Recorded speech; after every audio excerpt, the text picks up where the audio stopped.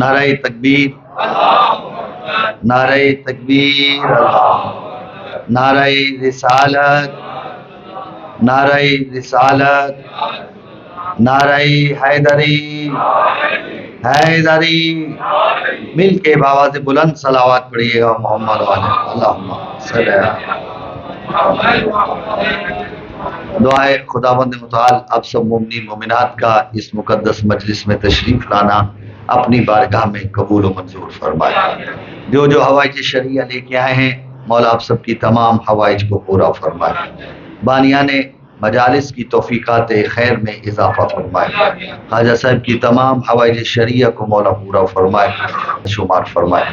حضور قرآن کریم کی جو آیا تلاوت کرنے کا شرف حاصل کیا گیا سورہ نحل کی آیت ہے، اور خدا بند متعال ارشاد فرما رہا ہے کہ ادعو الی سبیل ربک بالحکمت والموعظۃ الحسنہ۔ اے میرا حبیب اپنے رب کے سبیل کی طرف لوگوں کو بلاؤ حکمت کے ساتھ اور اچھی واض و نصیحت کے ساتھ۔ وجادلہم باللتی ہی احسن، اور ان کے ساتھ اگر بحث کرنی پڑ جائے تو اس طرح بحث کرنا جو بحث کا بہترین طریقہ ہے۔ ان ربک هو اعلم بمن ضل عن سبیلہ، بے شک تیرا رب سب سے بہتر جانتا ہے کہ کون اس کے سبیل سے بھٹکا ہوا ہے۔ وَهُوَ أَعْلَمُ بِالْمُهْتَدِينَ، اور اللہ ہدایت یافتہ لوگوں کو بھی اچھی طرح جانتا ہے۔ ماشاءاللہ بڑے باشعور لوگ آپ تشریف فرما ہیں۔ کوشش کریں گے اس عشر محرم الحرام میں سبیل الہی اور قرآن کے عنوان سے گفتگو کی جائے کہ اللہ کا سبیل کیا ہے، اللہ کو سبیل بنانے کی ضرورت کیا ہے، اور اللہ کا سبیل ہے کیا، اور جو اللہ کی سبیل پہ چلے گا اس کو انعام کیا ملے گا، اور جو اللہ کی سبیل کو چھوڑ دے گا اس کا انجام کیا ہوگا۔ یعنی جس کے لیے وہ کام کر رہے ہیں آپ اس سے بدلہ نہیں چاہتے، آپ اللہ سے اس کا اجر چاہتے ہیں۔ میری بات پہنچی ہے صاحبہ؟ سبیل اللہ کا معنی کیا ہے کہ ہم فی سبیل اللہ یہ کام کر رہے ہیں، یعنی اللہ کی سبیل میں کام کر رہے ہیں، اللہ کی راہ میں کر رہے ہیں، یعنی جس کے کو آپ اس کا فائدہ پہنچا رہے ہیں آپ اس سے بدلہ نہیں چاہتے، آپ اس سے جزا نہیں چاہتے۔ آپ جزا کس سے چاہتے ہیں؟ بولے حضور تھوڑا سا میرے ساتھ۔ اللہ سے جزا چاہتے ہیں، یعنی جو کام آپ فی سبیل اللہ کر رہے ہیں اس میں بدلہ آپ چاہتے ہیں اللہ سے۔ توجہ چاہ رہا ہوں، اسے کہتے ہیں مثلا میں کسی کو پانی پلا رہا ہوں، میں کہتا ہوں میں سبیل اللہ کر رہا ہوں، کسی کے رستے سے رکاوٹ دور کر رہا ہوں، میں کہتا ہوں میں یہ فی سبیل اللہ کر رہا ہوں۔ لیکن حضور اس لیے کچھ قرآن نے بہت سارے معنوں میں سبیل کا تذکرہ کیا، لیکن ایک جملہ رک کے یہاں کہنا چاہ رہا ہوں، آپ کی خدمتوں میں ہدیہ کرنا چاہ رہا ہوں کہ جو کام ہم کرتے ہیں اور اس کی جزا کسی سے نہیں چاہتے اس کام کو ہم کہتے ہیں فی سبیل اللہ کریں۔ زیادہ سے زیادہ اللہ ہمیں اس کا بدلہ کیا دے گا؟ اس کے بدلے میں ہمیں جنت عطا کر دے گا کہ بھلا یہ تمہارے کام کرنے میں فی سبیل اللہ کام کرنے میں، اور کچھ خاص ہستیاں ہیں جو اللہ کے لیے کام کریں اور کسی سے بدلہ نہ چاہیں، ان کی جزا میں فرق یہ ہے کہ ہم اگر کام کرتے ہیں تو بدلے میں جنت چاہتے ہیں، اللہ ہمیں جنت میں جگہ عطا کرتا ہے، لیکن یہ آل محمد ہیں جو یہ کہتے نظر آئے انما نطعمکم لوجہ اللہ لا نرید منکم جزاء ولا شکورا۔ واقعہ آپ کی نگاہوں کے سامنے حسنین بیمار ہوئے، اہل بیت محمد نے 3 روزوں کی منت مانی، جب روزے رکھے افطار کا وقت آیا کبھی مسکین آ گیا، کبھی یتیم آ گیا، کبھی اسیر آ گیا، اپنا کھانا اٹھا کے انہیں دے کے کہتے انما نطعمکم لوجہ اللہ، ہم نے جو تمہیں کھلایا ہے یہ قربت الہی کے لیے کھلایا ہے، لا نرید منکم جزاء ولا شکورا، نہ نہ تم سے بدلہ چاہتے ہیں نہ تم سے اس کا شکرانہ چاہتے ہیں۔ اللہ نے کہا اے اہل بیت مصطفیٰ، تم نے یہ میری خاطر لوگوں کو کھلایا ہے، نہ تم بدلہ چاہتے ہو نہ شکر چاہتے ہو، تو سنو، بدلے میں خدا تمہیں جنت دیتا نہیں، جنت کا مالک بناتا ہوں، اور میں خدا خود تمہارا شکر گزار ہوں۔ جب دوسری مخلوقات حیوان ناطق جیسی نہیں ہو سکتی، تو جنہیں اللہ نے قرآن ناطق بنایا ہے ان جیسا انسان کیسے ہو جائے؟ اسے سمجھ آئیے میری بات؟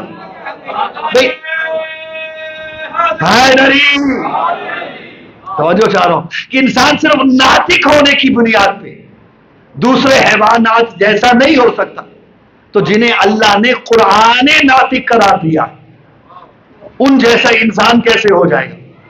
توجہ صاحبان، قبلہ جو بات میں کہنا چاہ رہا تھا کہ اللہ نے ہم سب کو انسان خلق کیا، یہ اس کا سب سے بڑا ہم پہ احسان ہے۔ اب ہماری ذمہ داری یہ ہے کہ ہم کیا کریں؟ ہم انسان بن کے رہیں، کیونکہ ہر انسان کے اندر حیوانیت پائی جاتی ہے۔ مولانا جملہ ہدیہ کر رہا ہوں، پڑھے لکھے دوست تشریف فرمائے، ہر انسان کے اندر حیوانیت پائی جاتی ہے۔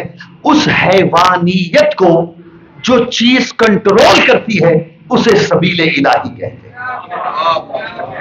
بھائی جسے سمجھ آ رہی ہے میری بات، اسے اللہ کی سبیل کہتے ہیں۔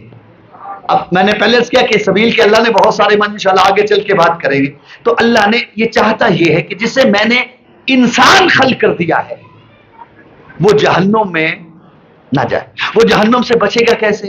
گھبرائے تو نہیں بیٹھے نا؟ جہنم سے بچے گا کیسے؟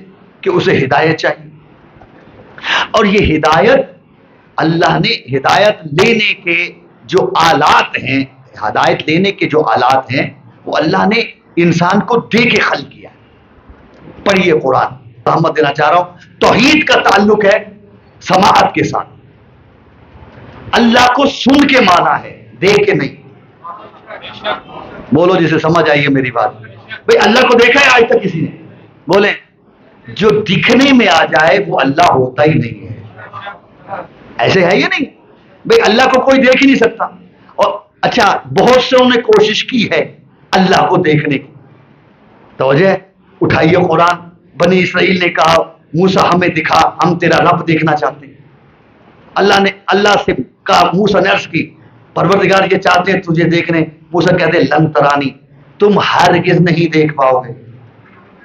اب آپ ایمان سے بتانا حضرت موسیٰ کے کہنے پہ بنی اسرائیل مان گئے؟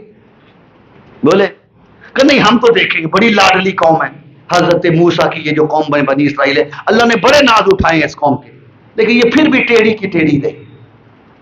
توجہ چاہ رہا ہوں کہ ہم اللہ کو دیکھ۔ اچھا موسیٰ یہ کہا 70,000 میں سے نا متقی ترین لوگوں کو چنو۔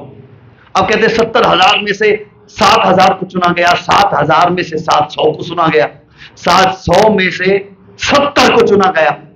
70 لوگ جو چلے حضرت موسیٰ کے ساتھ، کیا کرنے؟ بولو تو صحیح، اللہ کو پھر بولنا میرے ساتھ۔ اللہ کہاں گئے؟ کوہ طور پہ۔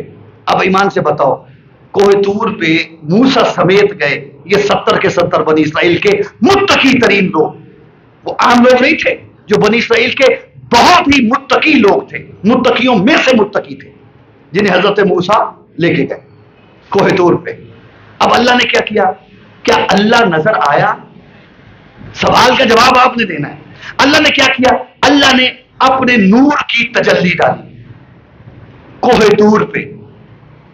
تجلی ایک تھی، اثر 3 تھے۔ توجہ چاہ رہا ہوں، اللہ کے نور کی تجلی ایک تھی، اثر 3 تھے۔ پہلا اثر کوہ طور جل گیا، دوسرا اثر بنی اسرائیل کے 70 کے 70 بندے مر گئے۔ توجہ چاہ رہا ہوں، تیسرا اثر موسیٰ بے ہوش ہو گیا۔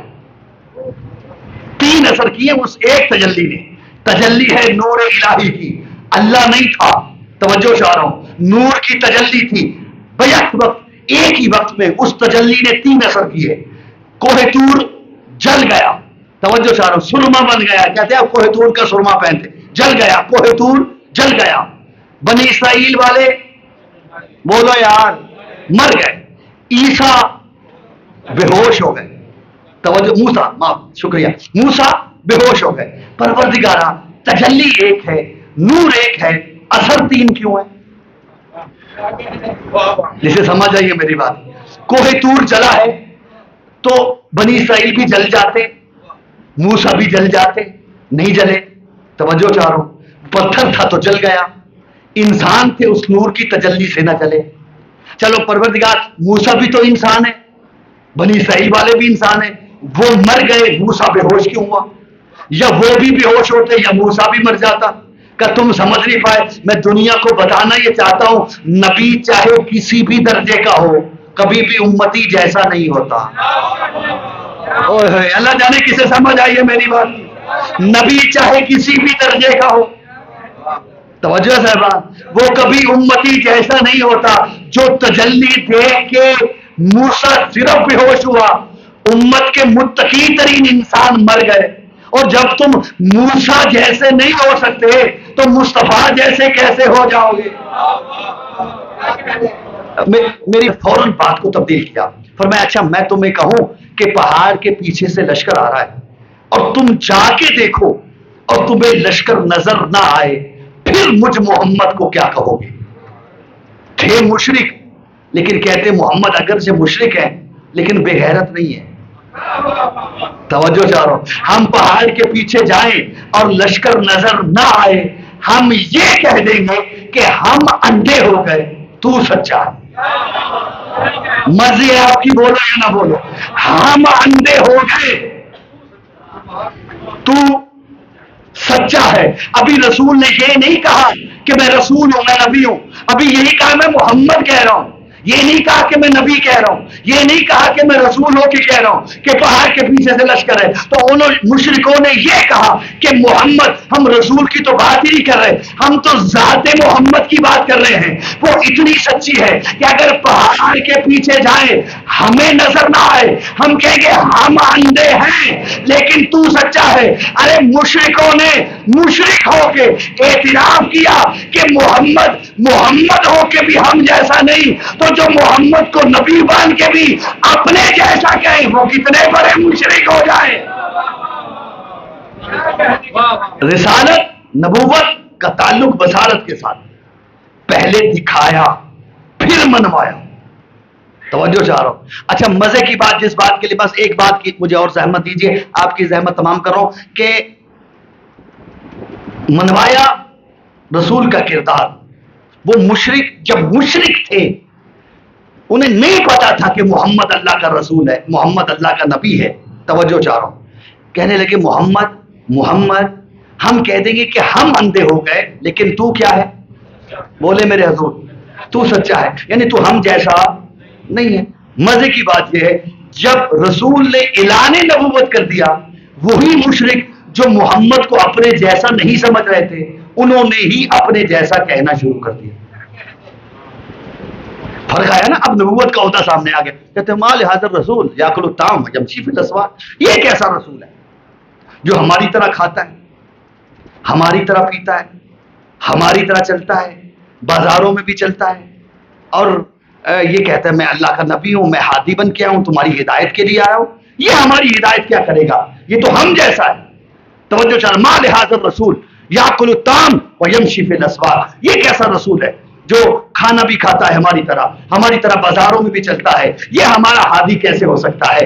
یہ اگر اللہ کہتے ہیں، اللہ نے قرآن میں ایک جملہ ان کا مشرکوں کا کوٹ کیا، انہوں نے کہا یہ کیسا رسول ہے جو ہماری طرح کھاتا ہے، ہماری طرح چلتا ہے، ہماری طرح پیتا ہے، یہ تو ہم جیسا ہے، یہ تو ہم جیسا ہے۔ لو شاء ربنا لانزل ملائکۃ، اگر اللہ ہماری ہدایت ہی کرنا چاہتا تھا تو اس کی جگہ جو ہماری طرح کھاتا پیتا ہے اور ہادی کہلوانا چاہتا ہے، اس کی جگہ کسی فرشتے کو ہادی ہادی بنا کے بھیجتا تو ہم اسے مان بھی لیتے، فرشتہ ہادی ہوتا تو مان لیتے، جو ہماری طرح کھا رہا ہے، ہماری طرح چل رہا ہے، اسے ہم ہادی نہیں مانو گے۔ سنو گے اللہ نے ان مشرکوں کا جواب کیا دیا، فرمایا لو جعلناہ ملکن لجعلناہ رجلا۔ اور سنو، اگر ہم منصب ہدایت پہ کسی فرشتے کو بھی بناتے تو اسے فرشتہ نہ رہنے دیتے، ہم اسے رجل بنا کے بھیجتے۔ یعنی اللہ نے ایک قانون دیا، منصب ہدایت کا حق وہ رکھتا ہے جو رجل بن کے آئے، جو رجل بن کے آئے، جو رجل ہوگا وہی ہادی بن سکتا ہے، چاہے وہ مصطفیٰ کی منزل میں ہو چاہے مصطفیٰ کے بعد ہو، وہی ہادی ہوگا جو رجل ہوگا۔ یہی وجہ ہے کہ رسالت ماب نے خیبر میں رجل کا تعارف کروایا، لاؤتین الرایۃ غدا رجلا، ارے جسے کل علم دوں گا وہی مرد ہوگا، وہی رجل ہوگا۔ تو پھر دنیا یاد رکھے رسول کے بعد سبیل الہی کہلانے کا حق وہ رکھتا ہے جسے خیبر میں علم ملا ہوگا۔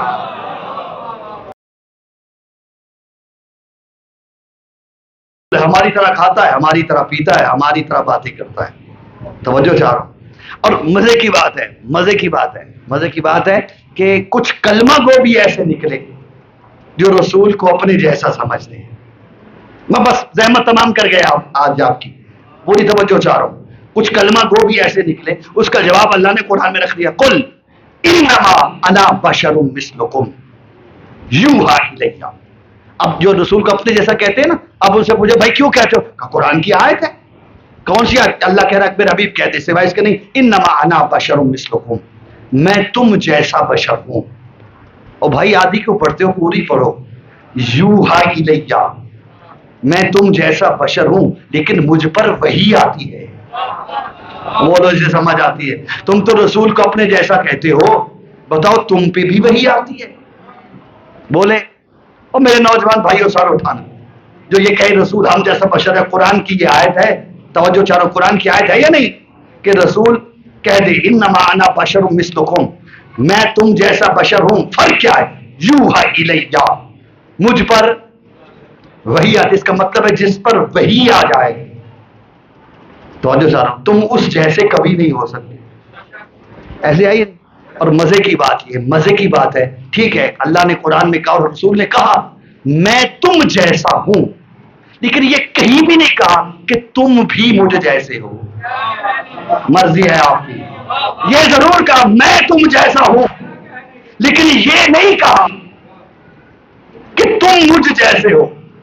فرق ہے دونوں باتوں میں، توجہ چاہ رہا ہوں۔ میں تم جیسا ہوں اس لیے کہ حقیقت میری نورانی ہے، اللہ نے مجھے بشری لبادہ اس لیے اڑایا تاکہ تم مجھے دیکھ کے اس کو پہچان سکو۔ میری بات سمجھ میں آئی صاحبان؟ میں تم جیسا ہوں لیکن کہیں نہیں کہا کہ تم مجھ جیسے، بولو میرے ساتھ، اس کا مطلب ہے کہ رسول جیسا وہ ہو سکتا ہے، توجہ چاہ رہا ہوں، جسے رسول کہے کہ تو مجھ جیسا ہے۔ مرضی جسے سمجھ آ رہی ہے باتوں کی۔ اور پوری کائنات میں واحد ایک شخصیت ہے کہ جس کے لیے رسول نے کہا یا علی لحمو کا لحمی، یا علی دمو کا دمی، یا علی روح کا روحی، یا علی جسموں کا جسمی، یا علی انت منی وانا من کا، اے علی تیرا خون میرا خون ہے، اے علی تیرا گوشت میرا گوشت ہے، یا علی تیرا خون میرا خون ہے، یا علی تیرا جسم میرا جسم ہے، یا علی تیری روح میری روح ہے، یا علی تو مجھ سے ہے میں تجھ سے ہوں۔ یہ واحد علی کی ذات ہے، یہ علی ہے جو رسول جیسا ہے اور رسول ہے جو علی جیسا ہے۔ کائنات میں کوئی رسول جیسا نہیں ہو سکتا کیونکہ علی کے سوا رسول نے کسی کو کہا ہی نہیں۔ رسول نے صرف علی سے کہا یا علی تیرا جسم میرا جسم، یا علی لحم کا لحمی، یا علی جسم کا جسمی، یا علی روح کا روحی، یا علی تیرا جسم میرا جسم، تیری روح میری روح۔ اب آپ ایمان سے بتانا جسم افضل ہوتا ہے یا روح افضل ہوتی ہے؟ بولو میرے ساتھ، جسم افضل ہے یا روح افضل ہے؟ یقیناً روح افضل ہے۔ اور جب تم محمد کے جسم جیسے نہیں ہو سکتے تو محمد کی روح جیسے کیسے ہو جائے؟ یہ نعرہ بھی میں ہی مارنا ہے، مل کے دونوں ہاتھ بلند کر کے نعرہ حیدری، مولا آپ کو سلامت رکھے۔ اچھا اس حدیث کو بس میں نے زحمت تمام کی، اس حدیث کو غور سے دیکھے گا۔ لحم کا لحمی یا علی، دموں کا دمی یا علی، بدنوں کو بدنی، بولو میرے ساتھ، یا علی، روحوں کا روحی یا علی، یا علی انت منی و انا من کا، 5 قول ہر ایک کے ساتھ یا علی کہا. جسے سمجھ آئیے میری بات، بھائی ایک ہی دفعہ کہ یا علی لحم و کلامی دم و کا دمی جسموں کا جسمی روح کا روحی انت منی و انا من کا، بات تمام ہوتی یا نہ ہوتی؟ بولو تو صحیح. رسول کا مقصد سمجھ آتا یا نہ آتا؟ یقیناً آ جاتا. لیکن ہر ایک کے ساتھ بار بار رسول کہہ رہا ہے یا علی یا علی یا علی یا علی حیدری. توجہ ہے صاحب. اور بھائی ہم پہ بڑے الزام لگاتے ہیں نا، یہ بڑے علی علی کرتے ہیں. اور بھائی نہ ہو جاؤ شیعہ، نہ ہو شیعہ، اہل سنت تو بن جاؤ، اہل حدیث تو بن جاؤ. بھائی اہل حدیث کسے کہتے ہیں؟ جو حدیث پر عمل کرے. اہل سنت کسے کہتے ہیں؟ بولو. جو سنت پر عمل کرے. جو سنت پہ عمل نہ کرے وہ اہل سنت نہیں ہوتا. جو حدیث پہ عمل نہ کرے وہ اہل حدیث نہیں ہوتا. میں رسول کی حدیث پڑھ رہا ہوں اور سنت رسول دکھا رہا ہوں. حدیث ہے یا علی لحموں کا لحمی، یا علی دموں کا دمی، یا علی روح کا روحی، یا علی جسم کا جسمی، یا علی انت منی و انا من کا. اور شیعہ ہونے کی خاطر نہ صحیح رسول کی سنت سمجھ کے یا علی کرتے رہا.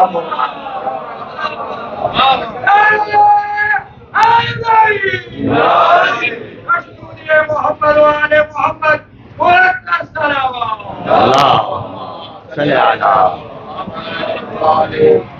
اللہ نے اپنا سبیل بنایا ہے محمد و اہل بیت محمد کو. اور مزے کی بات ہے قرآن میں سبیل 2 طرح کے ہیں. ایک ہے سبیل الرشد، ایک ہے سبیل الغی. ایک ہے ہدایت کا رستہ، ایک ہے گمراہی کا رستہ. گمراہی کا رستہ کون؟ کہ جس کے امام گمراہ. سبیل رشد کون سا؟ جو اللہ کا بنایا ہوا.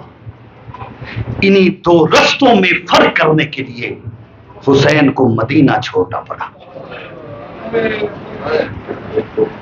اجرکم علی اللہ. حسین سمجھانا چاہتے تھے سبیل رشد کیا ہے، سبیل غی کیا ہے. آ گئے ایام عذاب.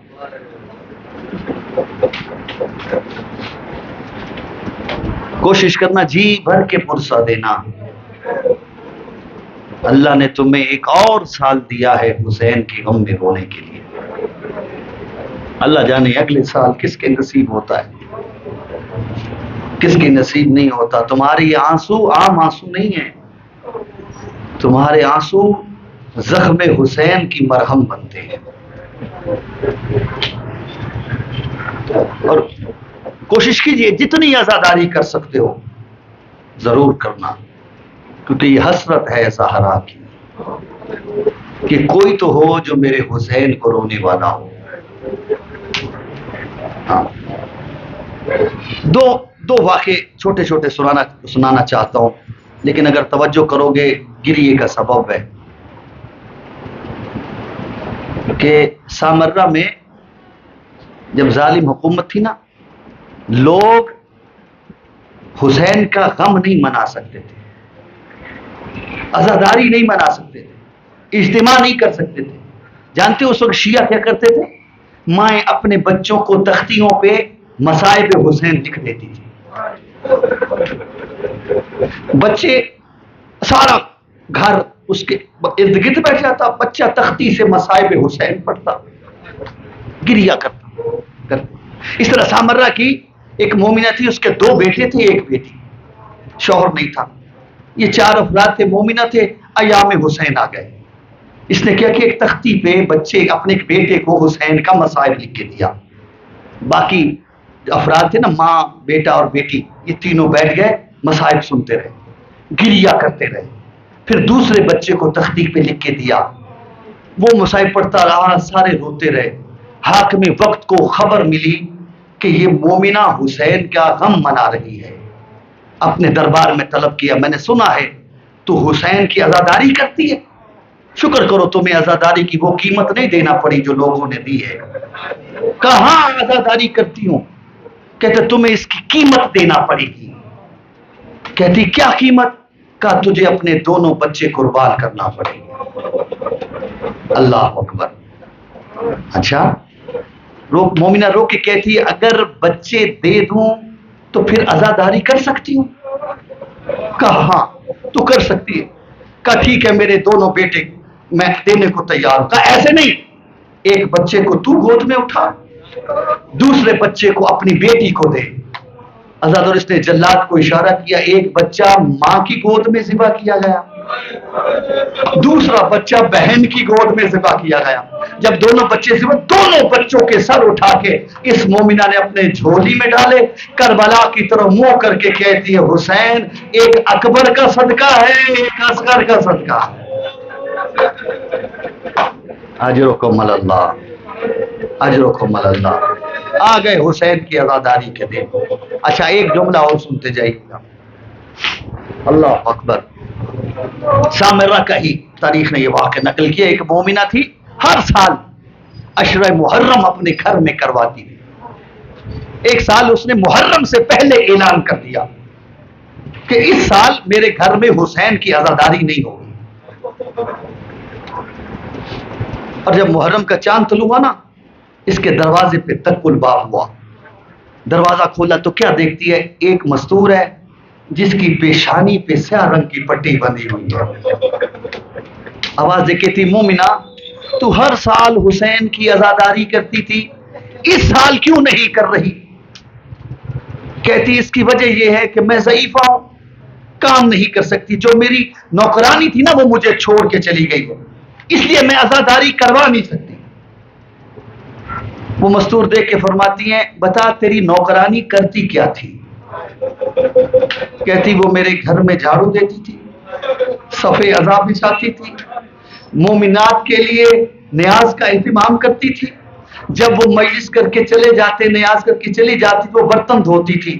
رو کے کہتی اگر یہ 4 کام میں کر دوں، اللہ اکبر، عزاداری کرو گی؟ کہا ہاں میں کروں گی۔ کہا اعلان کر دو۔ اگلا دن وقت مقررہ سے پہلے خاتون آئی، جھاڑو دی، فرش عذاب بچھایا، برتن دھوئے، نیاز پکائی، 10 دن تک مسلسل یہی ہوتا رہا۔ جب 10ویں دن صفے ازا لپٹی نا، یہ مومنہ جانے لگی مستور تو دیکھ کے کہتی، مومنہ دیکھ کہتی ہے اے کنیز خدا 10 دن سے تو حسین کے عزاداروں کی خدمت کر رہی ہے، تو نے ایک دن بھی نیاز نہیں چکھی، آج نیاز تو کرتی جا کر نہیں میں نے بہت دور جانا ہے۔ جب کہنا میں نے بہت دور جانا ہے، اس نے ایک درہم و دینار کی ایک چھوٹی سی تھیلی آگے بڑھائی، اچھا نیاز نہیں کھاتی نا تو یہ خدمت کا صلہ لیتی جا جو تو نے حسین کی عزاداروں کی ہے۔ یہ سننا تھا۔ بی بی نے منہ کیا کربلا کی طرف، آوازیں کہتی حسین کبھی ماں بھی بچوں کی خدمت کی صلہ لیتی؟ اجرکم اللہ، اجرکم اللہ، اجرکم اللہ۔ عزادارو سیدہ کی حسرت ہے کہ تم حسین کے غم میں آنسو بہاؤ، اور خدا گواہ ہے حسین کی ماں تمہارا یہ احسان کبھی نہیں بھولتی۔ ایک جملہ آپ کی محبت دیکھ کے میرا جی چاہتا ہے ایک جملہ رک کے اور کہتا جاؤں۔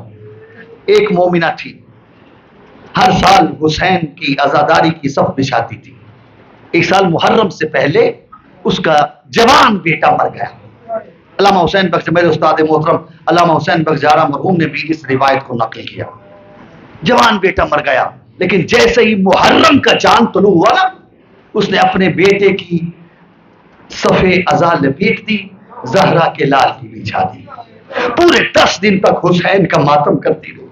جب عاشور گزر گئی نا، دل میں خیال آیا میرا بھی جوان بیٹا گیا ہے، اب 10 دن حسین کی عزاداری کی ہے، آج جا کے اپنے بیٹے کی قبر پہ فاتحہ پڑھا ہوں۔ اللہ کرے میرا لفظ سمجھ میں آئے۔ جیسے قبرستان میں آئی تو کیا دیکھا، ایک کالے برقعے والی بی بی ہے، اس کے بیٹے کی قبر پہ بیٹھ کے ہائے میرا بیٹا، ہائے میرا بیٹا کہہ کے بیان کر رہی تھی۔ چھانا ہلا کہتی ہے بی بی مر گیا ہوگا تیرا بھی بیٹا، لیکن یہ تیرے بیٹے کی نہیں میرے بیٹے کی قبر ہے، تو بول رہی ہے جا اپنے بیٹے کی قبر پہ گریا کر۔ آواز آئی مجھے پہچان، میں بھولنے والی نہیں، میں حسین کی ماں زہرا ہوں۔ اللہ تو 10 دن تک میرے حسین کا فرصہ دیتی نہیں، آج زہرا تجھے تیرے بیٹے کا فرصہ دینے آئی ہے۔ رویا کرو جتنا رو سکتے ہو، محرم کا چاند طلوع ہو چکا، روتے ہو نا چاند دیکھ کے؟ ہر مومن جس کے دل میں قبر حسین ہے، چاند محرم کا طلوع ہوتا ہے، اس کی آنکھوں سے آنسو جاری ہو جاتے ہیں۔ لیکن فرق ہے، آپ نے دیکھا ہے اپنے گھر میں بیٹھ کے، علی کی بیٹیوں نے جنگل میں دیکھا ہے۔ جیسے ہی علی کی بیٹیوں نے دیکھا، ایک ہی آواز گونجی، اِنَّ لِلَّهِ وَإِنَّا إِلَيْهِ راجعون۔ یقیناً روتے ہو چاند دیکھ کے۔ اگر زیادہ رونا چاہو نا تو ایک مشورہ دیتا ہوں، جس کے گھر میں چھوٹی سی بچی ہو نا، سارے گھر کو تالے لگا کے چابیاں اس بچی کے ہاتھ پہ رکھنا، بس اتنا کہنا، بیٹا تو نے گھر رہنا ہے، ہمیں سفر پہ جانا ہے، پھر دیکھنا حسین کی سغرا کیسے زندہ رہی ہو۔ بس اللہ دارو، ایک جملے کی اور زحمت۔ اللہ اکبر، زندگی میں پہلی مرتبہ حسین زینب کے سامنے بیٹھ کے روئے۔ سیدہ دیکھ کے فرماتی، حسین بھیا کیوں رو رہے ہو؟ حضرت زیدی صاحب مرحوم اللہ مقام فرمایا کرتے تھے، حسین رو کے فرماتے، زینب رو اس لیے رہا ہوں، محاذ دو ہیں، حسین اکیلا ہے۔ کہا بھیا کون سے محاذ؟ کہا ایک محاذ کا نام ہے مدینے سے کربلا، دوسرے محاذ کا نام ہے کربلا سے شام۔ زیدی صاحب فرمایا کرتے تھے، سیدہ نے رو کے فرمایا، بھیا ذرا حوصلہ کر کے بتا تو صحیح، ان دونوں میں سے مشکل محاذ کون سا ہے؟ کیا زینب مشکل محاذ کا نام ہے کربلا سے شام؟ کیا بھیا گھبرا نہیں، مدینے سے لے کے کربلا جانے تو جان، کربلا سے لے کے شام جانے زینب جانے۔ حسین آپ میرے ساتھ فوج تقسیم کر لے، حسین اکبر تیرے حوالے، کبرا میرے حوالے، حسین اصغر تیرے حوالے، سکینہ میرے حوالے، حسین قاسم تیرے حوالے، فربا میرے حوالے، حسین اون و محمد تیرے حوالے، زکیہ اور رضیہ میرے حوالے۔ حسین سارے مرد تو لے لے، ساری مستورات مجھے دے دے، لیکن ایک منت کرتی ہوں، ایک سجاد مجھے دے دے، وعدہ کرتی ہوں سے کوئی تکلیف نہیں آنے دوں۔ اجرکم اللہ۔ حسین کی آواز آئی، زینب میں جانتا ہوں تیرے بغیر میرا مشن نامکمل ہے، لیکن میں پابند شریعت ہوں، جب تک عبداللہ تجھے اجازت نہ دیں گے حسین ساتھ لے کے نہیں جا سکتا۔ وہ آزادارو، زندگی میں پہلی مرتبہ روتی ہوئی سیدہ اپنے گھر کو چلی، آواز دے کے فرماتی ہوں، بیویوں دعا کرو مجھے عبداللہ اجازت دے دیں، ورنہ ادھر حسین کا گھوڑا نکلے گا، ادھر زینب کا جنازہ نکلے گا۔ وہ آزادارو، سیدہ چلتی چلتی اپنی حویلی میں کہا جہاں جناب عبداللہ بستر بیماری پہ تشریف فرماتے، روتی روتی علی کی بیٹی زمین پہ بیٹھی، عبداللہ کی نگاہ پڑی، ایک آواز دے کے فرماتے ہیں، زینب عباس کی زندگی میں تجھے کس نے رولا دیا؟ اجرکم اللہ۔ کہا یا ابن علم، جب میرا آپ سے عقد ہوا تھا میرے بابا نے آپ سے کوئی عہد لیا تھا؟ کہا ہاں زینب، تیرے بابا نے فرمایا تھا عبداللہ جب 28 رجب کو حسین مدینہ چھوڑے میری زینب کو ساتھ جانے دینا، ورنہ ادھر حسین کا گھوڑا نکلے گا، ادھر زینب کا جنازہ نکلے گا۔ وہ آل محمد کی غربت کا ماتم کرنے والوں، جیسے عبداللہ نے یہ جملہ کہا نا، سیدہ دیکھ کے فرماتی عبداللہ حسین تیار ہے۔ جب کہنا حسین تیار ہے، عبداللہ رو کے فرماتے زینب پھر کیا ہوا؟ اگر حسین تیار ہے تو تو کون سی غریب ہے؟ جتنے غلام چاہیے غلام حاضر، جتنی کنیزیں چاہیے کنیزیں حاضر، جتنے خیمے لے جانا چاہتی ہے خیمے لے جا، جتنے قلین چاہیے قلین حاضر، جتنے کنیزیں چاہیے کنیزیں حاضر۔ زینب جتنی چادریں چاہتی ہے چادریں لے جا، جتنے درہم و دینار چاہتی ہے درہم و دینار لے جا۔ عبداللہ رو کہتے زینب میرا آون حاضر، زینب میرا محمد حاضر، اور علی کی بیٹی جو لے جانا چاہتی ہے لے جا۔ سیدہ اٹھی حجرے کی جانب چلی، عبداللہ کی آواز آئی، بیٹیوں جاؤ جا کے ماں کو تیار کرو۔ عبداللہ کی دونوں بیٹیاں چلی سیدہ کے پیچھے، حجرے میں آئی، منظر کیا تھا؟ سیدہ نے تبرکات والا صندوق کھولا، بلا تشبیہ ماں زہرا کی پیمن لگی چادر اٹھائی، سر پہ رکھ کے فرماتی انا للہ و انا الیہ راجعون۔ دونوں بیٹیاں بھاگتی عبداللہ کے قریب بیٹی بھائی آ کہتے ہیں بابا اجڑ گئے، بابا برباد ہو گئے۔ فرمایا کیا ہوا کہ اس بھرے گھر سے ماں زینب صرف نانی زہرا کی ایک پیون لگی چادر لے کے جا رہی ہے۔ عبداللہ کی چیخیں بلند ہوئی، رو کے فرماتے بیٹیوں دعا کرو تمہاری ماں کی یہ چادر ہی بچ جا۔ اللہ لعنت اللہ القوم الظالمین۔